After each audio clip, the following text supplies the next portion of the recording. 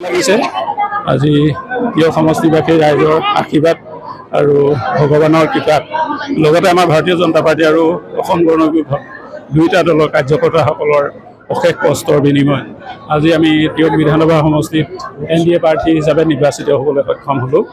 নিশ্চিতভাৱে আজিৰ দিনটোত মই সমষ্টিবাসী ৰাইজ আৰু আমাৰ দুয়োটা দলৰ কাৰ্যকৰ্তাক মোৰ তৰফৰ পৰা আন্তৰিক ধন্যবাদ আৰু কৃতজ্ঞতা জনাইছোঁ। যথেষ্ট ভাল লাগিছে।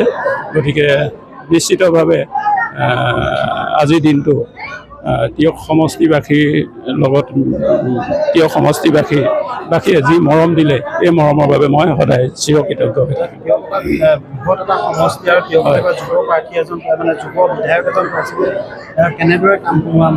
এই কথা বতৰাবিলাক আমি পৰৱৰ্তী সময়ত পাতিম, কম। নিজা পৰিকল্পনা আছে, ৰাইজৰ লগতো আলোচনা বিলোচনা কৰিব লগা আছে। নিশ্চিতভাৱে পুনৰবাৰ ডক্টৰ হিমন্ত বিশ্ব শৰ্মা ডাঙৰীয়া অসমৰ মুখ্যমন্ত্ৰী হ'ব, তেখেতেও আমাক গাইড কৰিব। গতিকে সকলোৰে প্ৰচেষ্টাত সমষ্টিটোত আমি কাম কৰি যাব লাগিব। এই সম্পৰ্কত আমি পৰৱৰ্তী সময়ত নিশ্চিতভাৱে সিদ্ধান্ত ল'ম।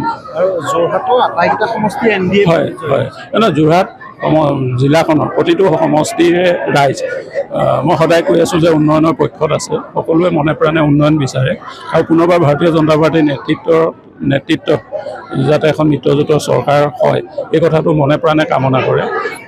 গতিকে আৰু মুখ্যমন্ত্ৰী হিচাপে পুনৰবাৰ ডক্টৰ হিমন্ত বিশ্ব শৰ্মা ডাঙৰীয়াক যোৰহাটীয়া ৰাইজে বিচাৰে আৰু যাৰ ফলত আজি যি নিৰ্বাচনী ফলাফল এই নিৰ্বাচনী ফলাফলটো এই কথাটো প্ৰতিপন্ন কৰিছে। আৰু আমি সকলোখিনিয়ে সদায় মাননীয় মুখ্যমন্ত্ৰী ডাঙৰীয়াৰ লগত আছোঁ আৰু আমি অনাগত দিনত অসমৰ লগতে আমাৰ যোৰহাট জিলাখনক আমি আগবঢ়াই চেষ্টা কৰিম।